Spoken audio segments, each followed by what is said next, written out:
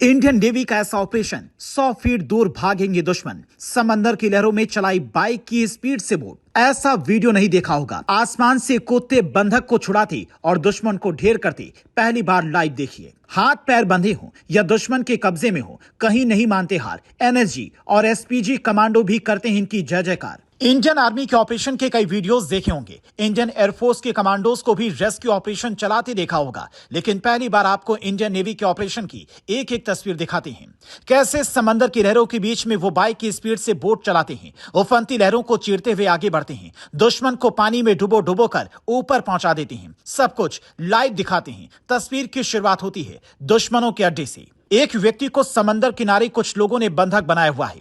उसके हाथ पैर बंधे हैं, उसके पास हथियार लिए दो व्यक्ति खड़े हैं। जिसकी खबर मरीन कमांडो तक पहुंचती है तो तुरंत पूरी टीम बुलाते हैं। पायलट सुभाष त्रिपाठी बड़ी सूझबूझ के साथ हेलीकॉप्टर से रस्सी फेंकवाते हैं। बोट में खड़े जवान उसे ठीक से पकड़ पाए ऐसी ऊंचाई सेट करते हैं। फिर सैकड़ों फीट गहरे पानी में रस्सी के सहारे एक के बाद एक 7 कमांडो हेलीकॉप्टर से कूदते हैं। यह इतना खतरनाक होता है कि एक भी गलती हुई तो जान जा सकती है, लेकिन अपनी जान की परवाह किए बगैर वो बोट पर सवार होते हैं और फिर एक साथ 5 बोट एक कतार में आगे बढ़ती हैं। यह रेस्क्यू ऑपरेशन की शुरुआत है। आगे की तस्वीर इससे भी ज्यादा खतरनाक है, जिसे देखने के बाद आपको यकीन हो जाएगा इंडियन नेवी रोजाना जान पर खेलकर हमें बचाती है। जैसे ही मरीन कमांडो बंधक के नजदीक पहुंचते हैं, नाव को छोड़कर पानी में कूद पड़ते हैं। अपने अपने हथियार संभाल कर आगे बढ़ते हैं। पहले 3 जवान मोर्चा संभालते हैं और फिर शुरू होती है तड़ातड़ फायरिंग। हमारे कमांडो एक कमांडो पीछे से जाकर बंधक बनाने वाले को पकड़ता है, उस पर वार करता है और मिनटों में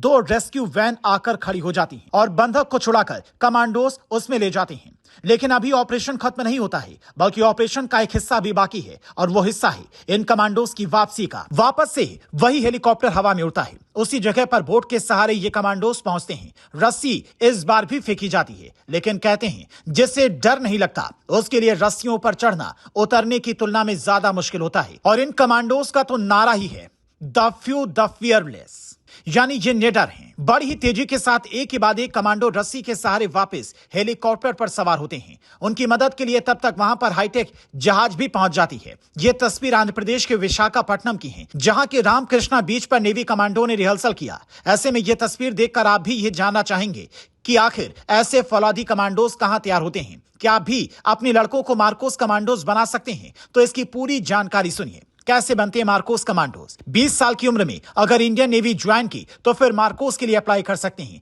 3 दिनों के टेस्ट में 80% कैंडिडेट बाहर हो जाते हैं। 1000 में से कोई एक मार्कोस बनता है। 3 साल की ट्रेनिंग इतनी कड़ी होती है कि कई लोग 20 से भाग जाते हैं, क्योंकि यह है नरक ट्रेनिंग, जहां 25 से 30 किलो वजन लेकर 800 मीटर कीचड़ में चलना पड़ता है। कई दिन सोने को नहीं मिलता। 8 से 10,000 मीटर की ऊंचाई से कूदना, हवा पानी आसमान हर जगह से सफल ऑपरेशन को अंजाम देने के बाद एक मार्कोस कमांडो तैयार होता है।